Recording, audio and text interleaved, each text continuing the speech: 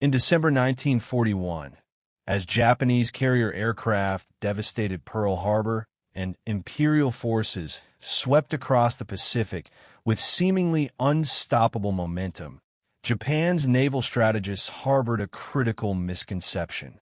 They believed American submarine forces represented a negligible threat to their empire's expansion. This assessment would prove to be one of the most catastrophic intelligence failures in naval history.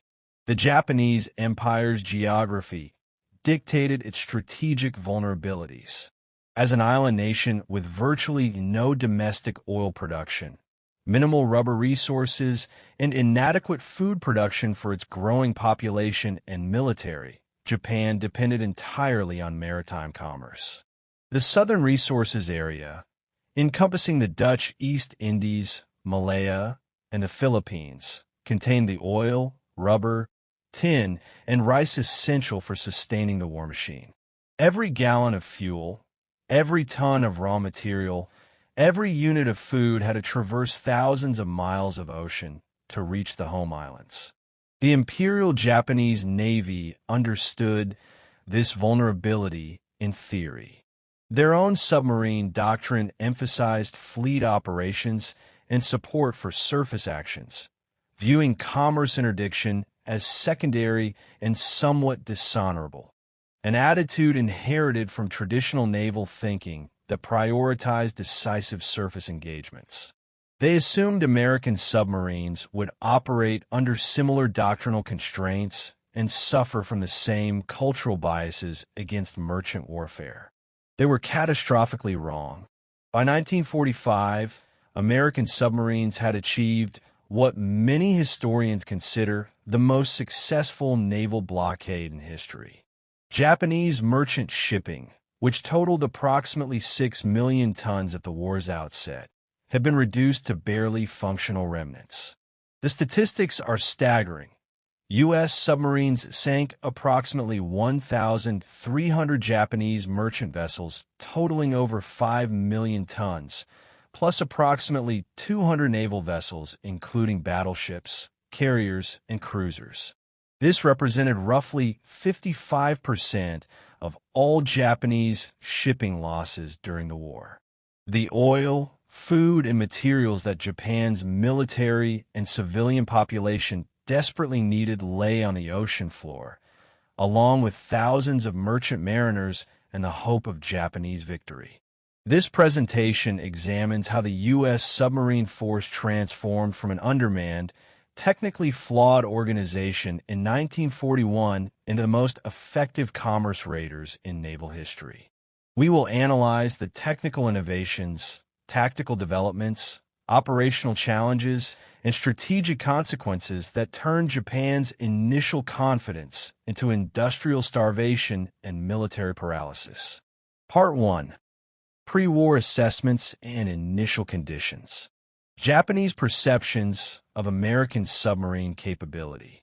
To understand why Japan underestimated the submarine threat, we must examine their pre-war intelligence assessments and doctrinal frameworks. Japanese naval intelligence in 1941 provided relatively accurate data on American submarine numbers, approximately 110 submarines across the Atlantic and Pacific fleets, with about 50 available for immediate Pacific operations. However, their analysis of American capability and doctrine contained critical errors. First, Japanese strategists assumed American submarines would prioritize fleet operations rather than commerce raiding. This assumption stemmed from their observation of U.S. Naval War College exercises and published doctrine, which emphasized submarines as scouts and auxiliary forces for the battle fleet. The Japanese themselves viewed commerce warfare with some disdain, considering it auxiliary to the decisive fleet action that would determine naval supremacy. They projected this attitude onto their adversary. Second, Japan's assessment of American submarine technology revealed both accurate observations and critical blind spots. They correctly identified that U.S. submarines possessed excellent habitability, long range, and robust construction compared to their own boats. Japanese submarines, designed primarily for fleet operations, emphasize speed and torpedo power over endurance and crew comfort. However, Japanese intelligence failed to adequately assess two crucial factors: the potential effectiveness of American fire control systems once properly debugged, and the capacity of American industry to rapidly expand submarine production while simultaneously improving designs. Third, and perhaps most significantly, Japanese war planners fundamentally misunderstood the American willingness to conduct unrestricted submarine warfare from the conflict's opening hours. International law, particularly the London Naval Treaty of 1930, theoretically required submarines to surface, identify merchant vessels, ensure crew safety before sinking ships, and avoid attacking passenger vessels. Japan assumed these legal and moral constraints would significantly limit American submarine effectiveness, especially in the war's early phases. The reality proved dramatically different. Within hours of Pearl Harbor, the U.S. Navy issued orders for unrestricted submarine warfare against Japanese shipping. The gloves came off immediately, and American submarine commanders operated under rules of engagement that Japanese planners had not anticipated would be implemented so quickly or comprehensively. American submarine force status in December 1941. While Japanese assumptions about American submarine doctrine contained some truth, they failed to account for the force's actual capabilities and the Navy's willingness to adapt. As of December 7, 1941, the U.S. Asiatic Fleet, based in the Philippines and answering to Admiral Thomas Hart, operated 29 submarines, a force that would immediately bear the brunt of early war operations. These submarines represented three primary classes, each with distinct characteristics. The older S-class boats, designed in the 1920s, were small, uncomfortable, and limited in range, suitable for coastal defense but marginal for the vast Pacific distances. The Salmon and Sargo classes represented transitional designs with improved habitability and range. The most modern vessels, the Tambor and Gato classes, incorporated the features that would define American submarine warfare: 10,000 nautical mile range, air conditioning for tropical operations, excellent habitability for extended patrols, sophisticated fire control systems, and heavy armament of 10 21-inch torpedo tubes. However, these impressive specifications masked critical technical problems that would plague operations for the first 2 years of war. The Mark 14 torpedo, the primary submarine weapon, suffered from multiple catastrophic flaws that would cost American submariners numerous opportunities and some their lives. The Mark 14 torpedo incorporated the Mark 6 magnetic exploder, designed to detonate beneath a target ship's keel, breaking its back through water hammer effect, theoretically more effective than contact explosions. In reality, this system proved disastrously unreliable. The magnetic influence exploder triggered prematurely due to variations in Earth's magnetic field, especially in Pacific waters. When commanders switched to contact mode, they discovered the Mark 6 contact exploder, kept secret even from submarine commanders during peacetime, had a fundamental design flaw. The firing pin mechanism frequently failed upon perpendicular impact, exactly the angle achieved by the most accurate torpedo attacks. Additionally, the Mark 14 ran approximately 10 feet deeper than its set depth, causing torpedoes aimed at a target's waterline to pass harmlessly beneath the hull. This depth deviation resulted from inadequate testing due to the torpedo's high cost, approximately $10,000 per unit in 1941 dollars, equivalent to over $200,000 today. The Navy had conducted only 2 live-fire tests against actual ships before the war, both under unrealistic conditions. Compounding these technical failures, the Bureau of Ordnance, responsible for torpedo development and production, initially refused to acknowledge problems, dismissing commander reports as poor shooting or operational error. This institutional rigidity would persist until 1943, when submarine commanders conducted their own unauthorized tests, proving the torpedo defects conclusively. Strategic geography and Japanese vulnerability. Japan's geographic position created inherent strategic vulnerabilities that would prove decisive. The home islands possessed virtually no petroleum reserves, producing only about 500,000 barrels annually against a requirement of 65 million barrels per year for military and industrial needs. 80% of this oil came from the Dutch East Indies and required tanker transport through waters that American submarines could reach from forward bases. Similarly, Japan's food situation was precarious. The home islands could not feed their population through domestic production alone, requiring approximately 2 million tons of rice imports annually from Korea, Taiwan, and Southeast Asia. Industrial raw materials, rubber, tin, bauxite, nickel, and iron ore, all came from southern resources areas and required continuous merchant shipping to sustain war production. The maritime routes connecting these resources to Japan formed a vast network spanning thousands of miles across the Pacific and South China Sea. The primary oil route ran from Borneo and Sumatra through the South China Sea, either through the Luzon Strait between Taiwan and the Philippines or through Formosa Strait between China and Taiwan, then northward along the Japanese coast to refineries in Tokyo Bay and the Inland Sea. Shipments from Southeast Asia, the Philippines, and the Dutch East Indies followed similar paths, creating predictable shipping lanes that submarines could patrol. The Japanese Navy recognized these choke points and established convoy systems and patrol routes, but faced an insurmountable mathematical problem. The vast ocean areas requiring protection exceeded their available escort forces. In December 1941, the Imperial Japanese Navy possessed only 31 specialized escort vessels, destroyers and patrol craft specifically allocated to merchant protection.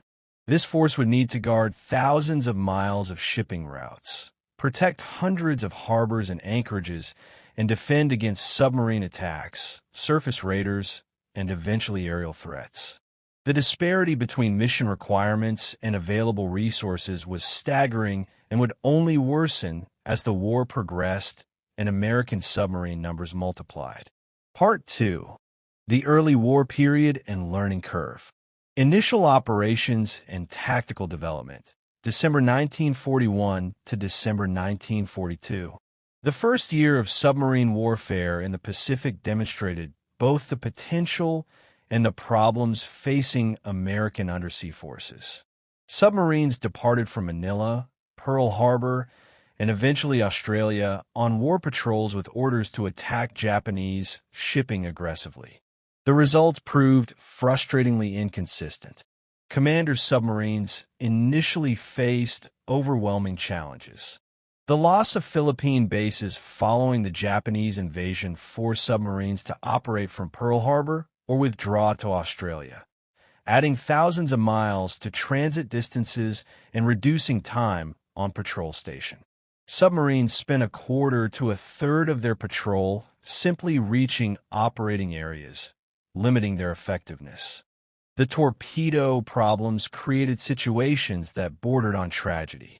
Commanders reported perfect setups, textbook approaches, and ideal firing solutions, only to hear their torpedoes explode prematurely or clang against target hulls without detonating. Lieutenant Commander Lawson Red Ramage described the frustration. We'd approach to point-blank range, fire a full spread, and watch the torpedo wakes run true.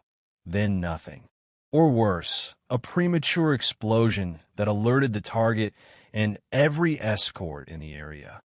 The USS Swordfish, on a patrol near Cam Ranh Bay in December 1941, fired 13 torpedoes at Japanese merchant vessels. 11 failed to detonate.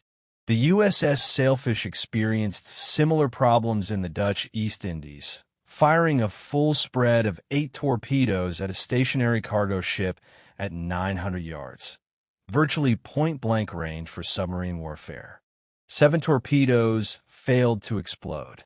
Despite these technical handicaps, some submarines achieved notable successes that demonstrated potential. The USS Gudgeon sank the Japanese submarine I-73 on January 27, 1942, the first Japanese warship sunk by an American submarine.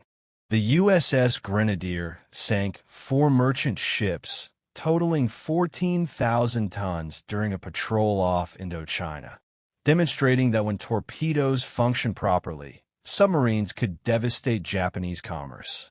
The torpedo scandal and resolution. The torpedo crisis represents one of the most controversial episodes in U.S. naval history. Submarine commanders returned from patrol after patrol reporting torpedo failures, providing detailed action reports with specific technical observations. The Bureau of Ordnance consistently rejected these reports, attributing failures to operator error, improper maintenance, or poor shooting. This institutional resistance to acknowledging problems stemmed from multiple factors. The Bureau had invested years and significant funding developing the Mark 14 and Mark 6 exploder. Admitting fundamental design flaws would represent professional embarrassment and might prompt investigations into the development process. Additionally, the magnetic exploder's design was classified secret, preventing submarine commanders from fully understanding its operation or conducting their own tests. The depth running problem was solved first, but only through unauthorized action by submarine commanders themselves. In June 1942, Rear Admiral Charles Lockwood, Commander Submarines Pacific, directed his submarines to conduct controlled tests off Hawaii. Nets were positioned at precise depths, and torpedoes were fired through them. The results were unambiguous. Torpedoes consistently ran 10 feet deeper than their set depth. The problem resulted from increased water pressure during World War II production runs, which compressed the torpedo's depth mechanism differently than pre-war test units. The magnetic exploder issue proved more contentious. The Bureau of Ordnance insisted the device worked correctly, blaming failures on improper handling or enemy degaussing systems. Finally, in June 1943, Rear Admiral Lockwood ordered his submarines to deactivate the magnetic feature entirely, relying solely on contact detonation. Attack effectiveness immediately improved, validating commanders' complaints. The contact exploder flaw, the firing pin problem, was resolved last. In September 1943, the USS Tenosa attacked the Japanese whale factory ship Tonemaru, a 19,000-ton vessel sitting motionless and unescorted. The Tenosa fired 11 torpedoes at point-blank range. 9 hit the target squarely. 2 exploded. The remaining 7 simply bounced off. Following this incident, submarine commanders at Pearl Harbor conducted drop tests using torpedo warheads and discovered that perpendicular impact, the result of a perfect shot, caused the firing pin to deform rather than strike the detonator. Oblique angles worked. Perfect shots didn't. These tests finally prompted Bureau of Ordnance acknowledgement. By October 1943, a redesigned contact exploder reached the fleet. 21 months into the war, American submarines finally possessed reliable torpedoes. The impact on Japanese shipping would be catastrophic. Early successes despite problems. Despite torpedo problems, some submarines achieved remarkable successes through persistence, luck, and aggressive tactics. The USS Wahoo, under Commander Dudley "Mush" Morton, became legendary for its aggressive approach and tactical innovations. Morton implemented several tactical modifications that other commanders would adopt. He positioned his executive officer, Richard O. Kane, in the conning tower as assistant approach officer, providing redundant observations and calculations. This divided responsibility allowed more careful analysis during attacks. Morton also demonstrated willingness to conduct daylight periscope attacks and surface gun actions, tactics considered risky but effective against unescorted merchants. During a patrol in January 1943, Wahoo penetrated a Japanese convoy in the Palau area, conducting repeated attacks over several hours and sinking 4 ships. This aggressive convoy penetration, repeatedly attacking despite depth charging and escorts, demonstrated that decisive commanders could inflict severe losses even in defended situations. The USS Flasher, USS Rasher, and USS Tang would later exemplify this aggressive approach, each eventually sinking over 90,000 tons of Japanese shipping, making them among the most successful submarines of any navy in any war. These boats demonstrated that American submarine design, when combined with working torpedoes and skilled commanders, could achieve devastating effectiveness. Development of operational doctrine. By late 1942, submarine commanders had developed tactical doctrine that would characterize American submarine warfare for the remainder of the conflict. Several principles emerged from hard experience. First, aggressive commanders achieved disproportionate success. Data analysis revealed that approximately 25% of submarine commanders accounted for over 75% of sinkings. The Navy began relieving cautious commanders and promoting aggressive, successful skippers. This selection process created a corps of highly effective submarine captains who trained their relief officers in effective tactics. Second, persistence in attack paid dividends. The most successful boats pressed attacks even after initial detection, repositioning and attacking repeatedly. The USS Silversides, on a patrol near Truk, conducted 7 separate attacks on a single convoy over 14 hours, sinking 3 ships and damaging 2 others. Third, Wolfpack tactics. Multiple submarines coordinating attacks on convoys showed promise but required refinement. Unlike German U-boat operations in the Atlantic, which employed centralized radio control from shore headquarters, American Wolfpacks operated more independently, with a senior submarine commander on scene directing operations. This approach suited Pacific distances and reduced vulnerability to radio direction finding, but required development of communication protocols and coordination procedures. Fourth, forward basing proved essential. Submarines operating from Australia needed to transit 2,000 miles just to reach Japanese shipping lanes, leaving limited time on patrol station. As American forces recaptured territory, first Midway, then the Solomons, later New Guinea, submarine tenders and bases moved forward, increasing time submarines could spend in patrol areas. The establishment of advanced bases at Midway, Brisbane, Fremantle, and later Saipan and Guam dramatically increased operational efficiency. Part 3. The Turning Tide. 1943. The Year of Transformation. The year 1943 marked the transition from frustration to effectiveness for American submarine operations. Multiple factors converged to create dramatically improved results. Reliable torpedoes finally reached the fleet. Submarine numbers increased substantially, through new construction. Forward bases shortened transit times, and a selection of aggressive commanders created a more effective force. American shipyards delivered 55 new fleet submarines in 1943, more than doubling the boats available for Pacific operations.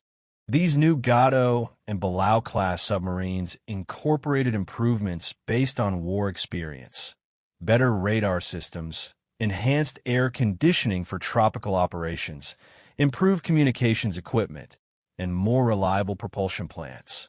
Submarine production demonstrated American industrial capacity's overwhelming advantage. Japanese shipyards completed only 40 submarines during the entire war, while American yards produced 228 fleet submarines between 1941 and 1945, nearly 6 times Japanese production.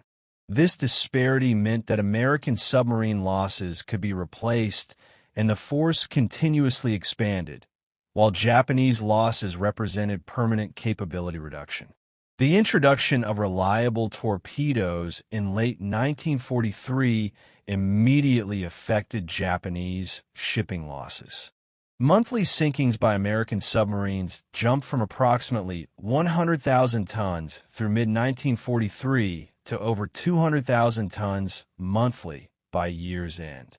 Japanese merchant fleet capacity began declining in absolute terms, unable to replace losses through new construction and captured vessels.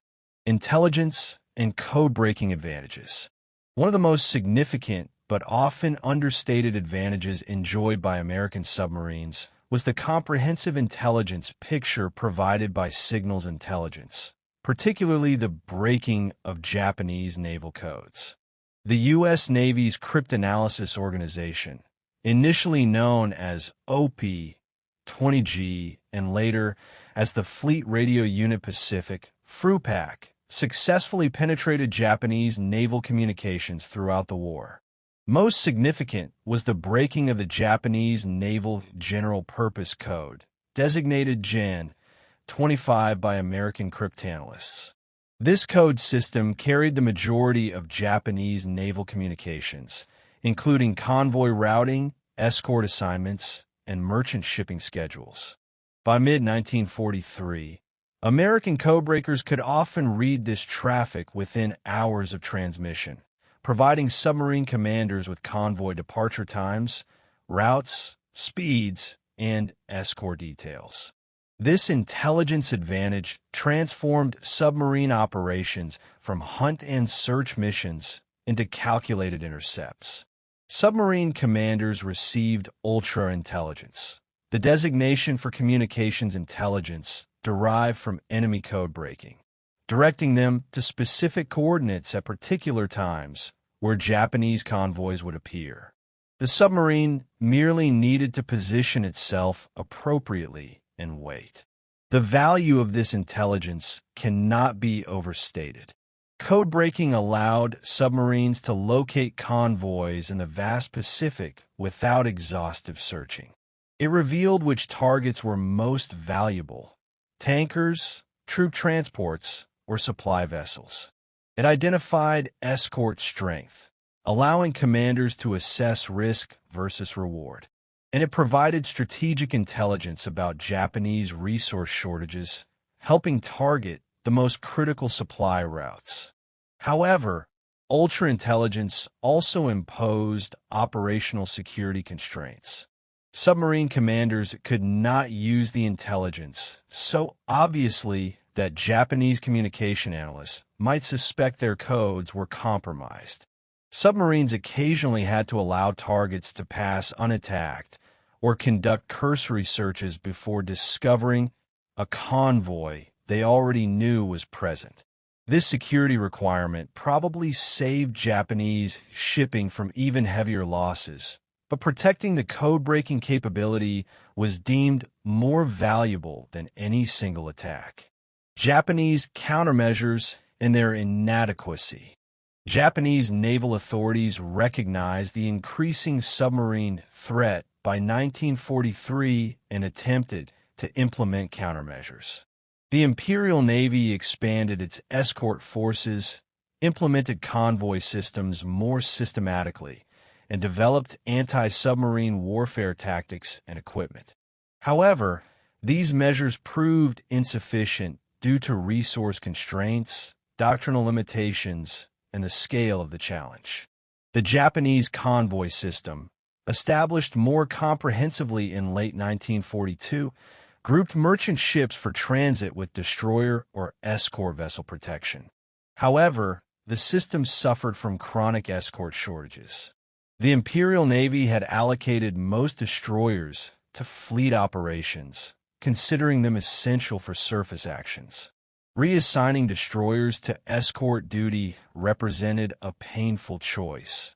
Reducing fleet striking power to protect merchant shipping contradicted traditional naval doctrine that prioritized decisive battle. Japan attempted to address escort shortages by constructing specialized anti-submarine vessels.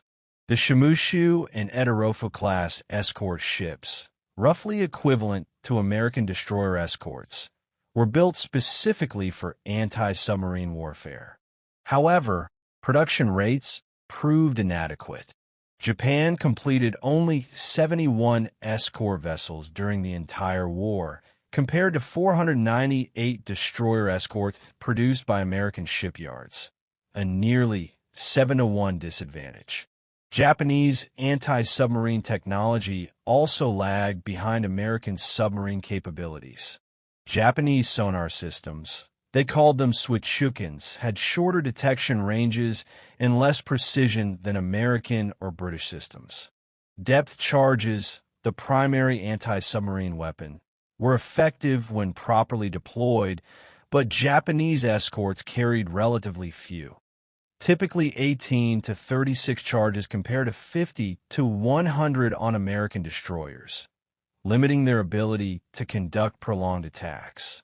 Japanese aerial anti-submarine efforts proved similarly inadequate. Unlike the Atlantic, where German U-boats faced comprehensive air coverage from Allied land-based aircraft and escort carriers, Japanese maritime patrol aviation remained limited. The Japanese Navy possessed relatively few long-range patrol aircraft, and those available were often allocated to reconnaissance rather than anti-submarine patrol.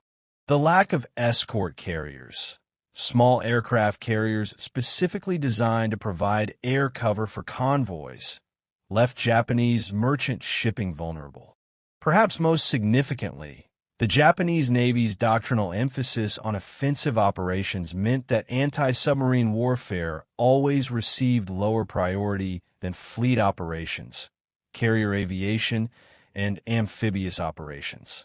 Even as submarine attacks devastated merchant shipping, the Navy leadership resisted, diverting substantial resources to defensive convoy protection, maintaining their focus on offensive capabilities they believed would win the war through decisive engagement.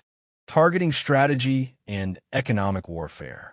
By 1943, American submarine commanders and operations staff had developed sophisticated targeting priorities based on Japanese economic vulnerabilities.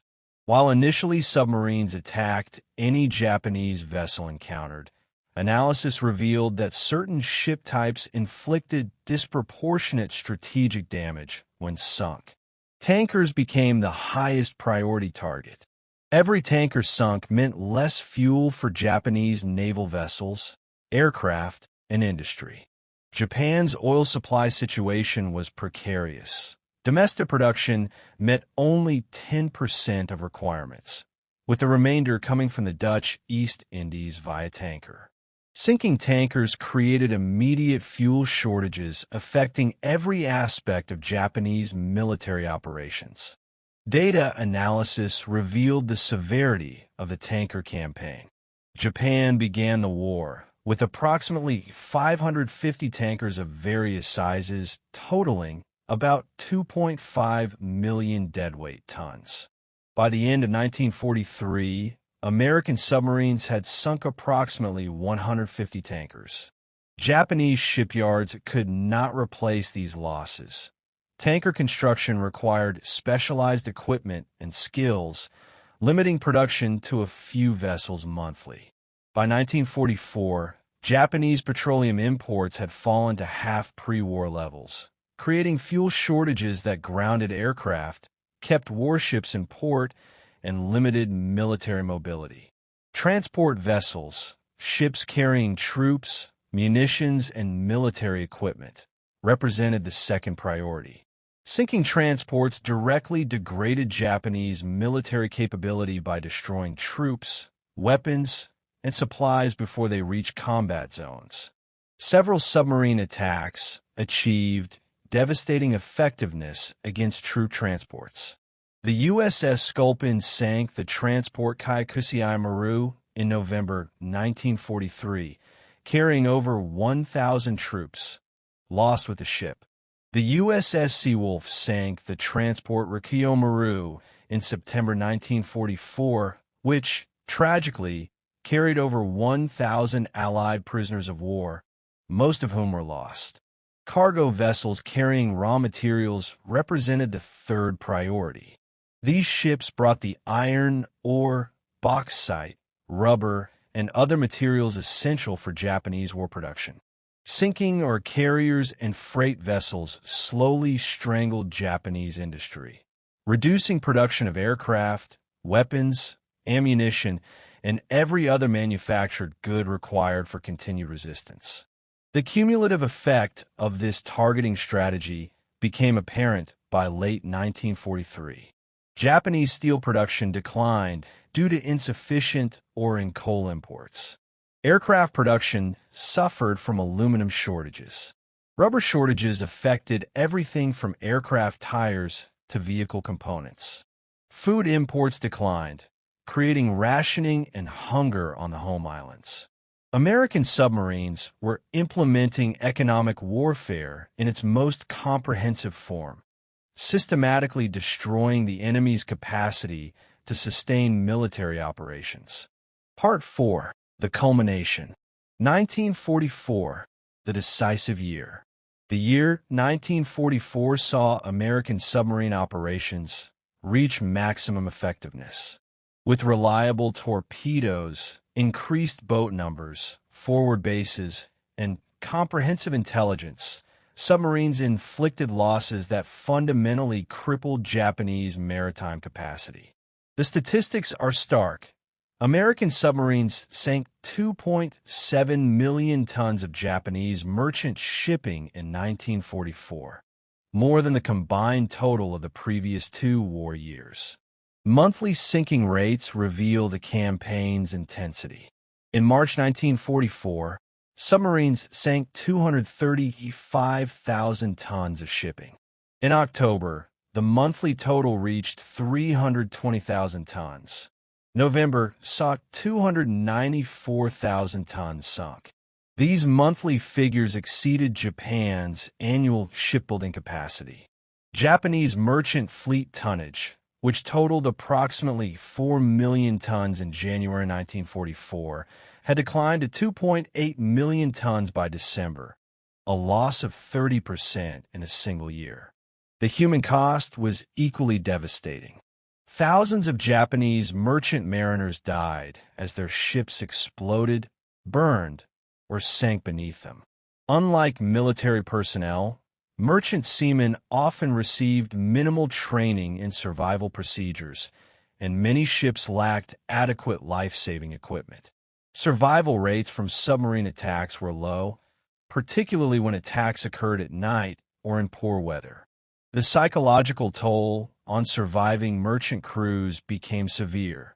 Japan faced increasing difficulty manning its remaining ships as mariners deserted or refused to sail. Submarine operations in 1944. Case studies. Several submarine patrols in 1944 exemplified the force's effectiveness and demonstrated the variety of operational approaches successful commanders employed. The USS Tang, under Commander Richard O'Kane, conducted 4 patrols between January and October 1944 that sank 24 Japanese ships, totaling approximately 93,000 tons, making Tang one of the war's most successful submarines. Okane's tactics emphasized aggressive close-range attacks, often conducted on the surface at night to maximize speed and maneuverability. He also demonstrated willingness to penetrate defended harbors and attack anchored vessels. High-risk operations that yielded high rewards. On Tang's 4th patrol, off the Chinese coast in October 1944, the submarine conducted a devastating series of attacks on Japanese convoys. Over 5 days, Tang sank 7 ships and damaged several others. However, during a night surface attack on October 24th, Tang fired a torpedo that malfunctioned, circled back, and struck the submarine. Tang sank in 180 feet of water. 9 survivors, including Okane, reached the surface and were captured by Japanese forces. The remaining 78 crew members died with the boat. Despite this tragic end, Tang's 4 patrols had inflicted enormous damage on Japanese shipping. The USS Barb, under Commander Eugene Fluckey, conducted equally aggressive operations with focus on unconventional tactics. During a patrol off the Chinese coast in January 1945, Fluckey penetrated Namquan Harbor, a shallow, restricted anchorage considered too dangerous for submarine operations. Navigating by searchlight and radar in darkness, Barb entered the harbor and found it filled with Japanese shipping. Fluckey fired 10 torpedoes in rapid succession, hitting numerous vessels and creating chaos. Barb then conducted a high-speed surface escape through the harbor mouth, while Japanese shore batteries fired wildly in the darkness. Fluckey also conducted the only ground operation by American submarine personnel in the Pacific Theater. In July 1945, Barb's crew went ashore on the Japanese coast and placed explosive charges on a railroad track, demolishing a passing train. While this operation had minimal strategic significance, it demonstrated the aggressive mindset and initiative that characterize successful submarine commanders. The USS Flasher achieved the highest tonnage total of any American submarine during the war. Over 6 patrols between March 1944 and February 1945, Flasher sank 21 ships, totaling over 100,000 tons. Commander Reuben Whitaker, Flasher's commander for most of this period, emphasized methodical approach procedures and careful fire control solutions, demonstrating that calculated precision could be as effective as aggressive audacity. The destruction of Japanese naval power. While merchant shipping represented American submarines' primary target, they also achieved remarkable success against Japanese naval vessels. This success extended beyond destroyers and escorts to include some of Japan's most powerful warships, aircraft carriers, cruisers, and battleships. On November 19, 1944, the USS Ceylon attacked a Japanese force off Formosa and torpedoed the battleship Congo and destroyer Iroquois. Congo sank, the only battleship sunk by American submarine during the Pacific War. The destruction of a capital ship represented both practical and psychological victory. Battleships embodied naval power and prestige. Losing one to a submarine was humiliating and demonstrated that no Japanese vessel was safe. Aircraft carriers also fell victim to submarine attacks. The USS Kavala sank the carrier Shokaku on June 19, 1944, during the Battle of the Philippine Sea. The USS Archerfish torpedoed and sank the carrier Shinano on November 29, 1944, the largest carrier ever built at that time and the largest warship ever sunk by submarine. Shinano had been converted from a battleship hull and displaced over 60 5,000 tons. Commander Joseph Enright tracked Shinano for hours, eventually achieving ideal attack position and firing 6 torpedoes. 4 hit, and Shinano sank 7 hours later despite frantic damage control efforts. Cruisers represented particularly valuable targets because they served multiple roles, escorting convoys, conducting shore bombardment, and operating as independent raiders. American submarines sank 12 Japanese cruisers during the war, including several significant vessels. The USS Harder sank 3 destroyers in 4 days during May 1944, disrupting Japanese anti-submarine operations and earning its commander, Samuel Dealey, the Medal of Honor. The psychological impact of these naval vessel sinkings extended beyond their tactical significance. Japanese naval crews became increasingly reluctant to conduct anti-submarine sweeps or escort duties, knowing they might encounter American submarines. Destroyer captains developed reputations as either aggressive or cautious, with cautious commanders avoiding areas where submarines were reported. This fear degraded the effectiveness of Japanese anti-submarine efforts precisely when increased aggression was most needed. Life aboard American submarines. Understanding the submarine campaign's effectiveness requires examining the men who conducted these operations and the conditions under which they lived and fought. Submarine duty represented the Navy's most dangerous assignment, with the highest casualty rate of any American service branch. Approximately 22% of submarine personnel died in combat, compared to roughly 2% for the Navy overall. Living conditions aboard fleet submarines were cramped but relatively comfortable by military standards. The Gato and Balao-class boats measured 311 feet long with a 27-foot beam, accommodating a crew of approximately 80 officers and men.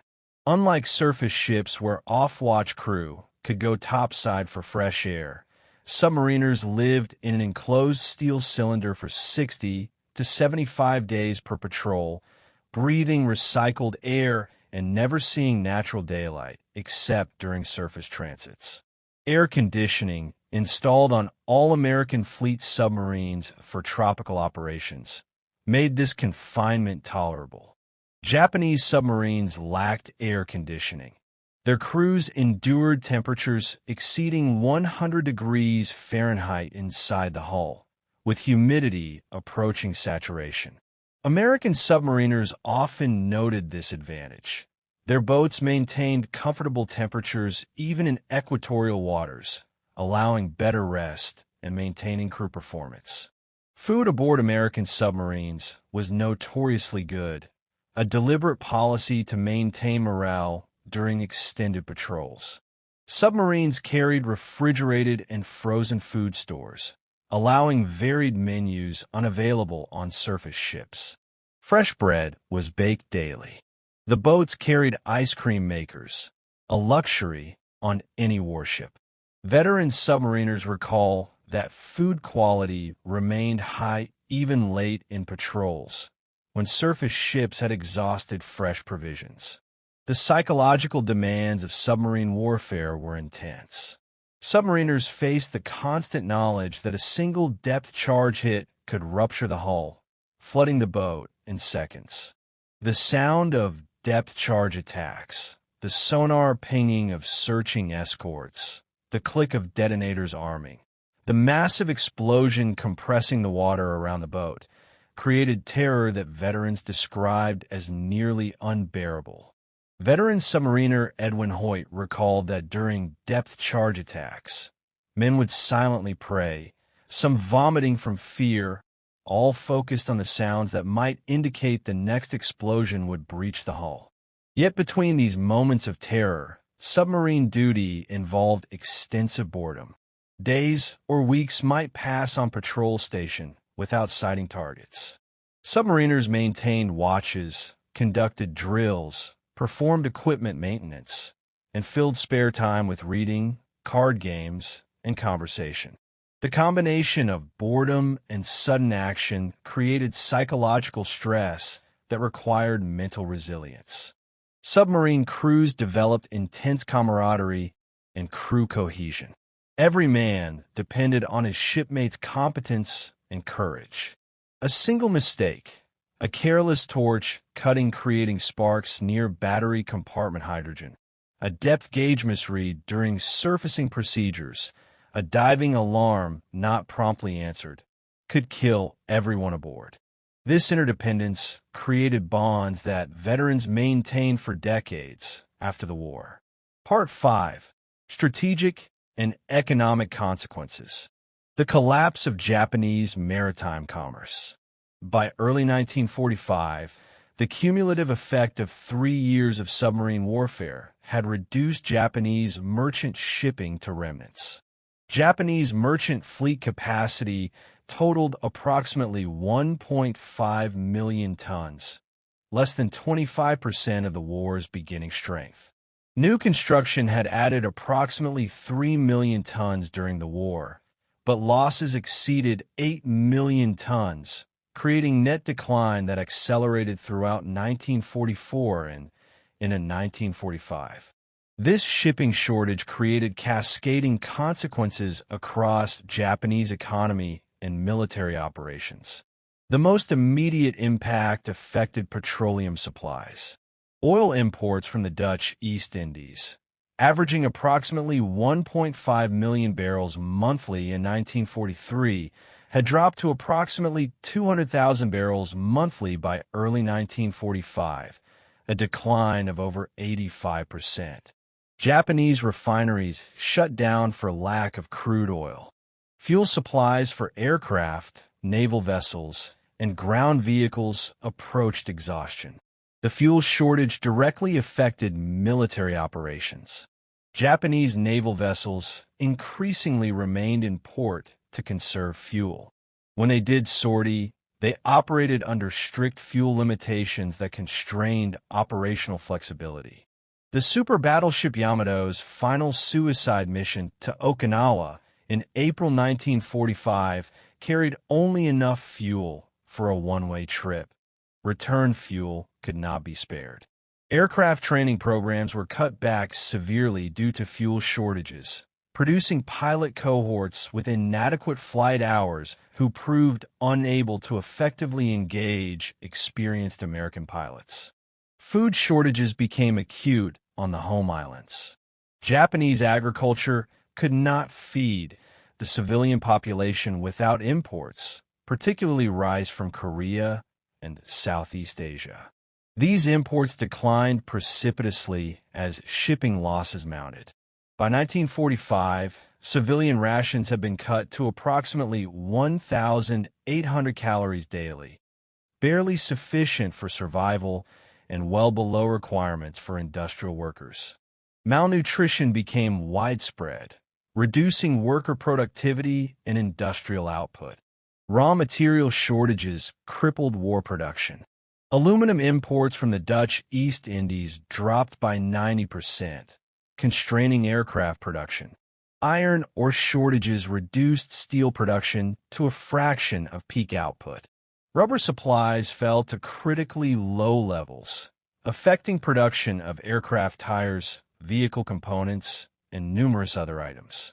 Japanese industry attempted to develop synthetic substitutes for some materials, but these programs proved inadequate to offset import.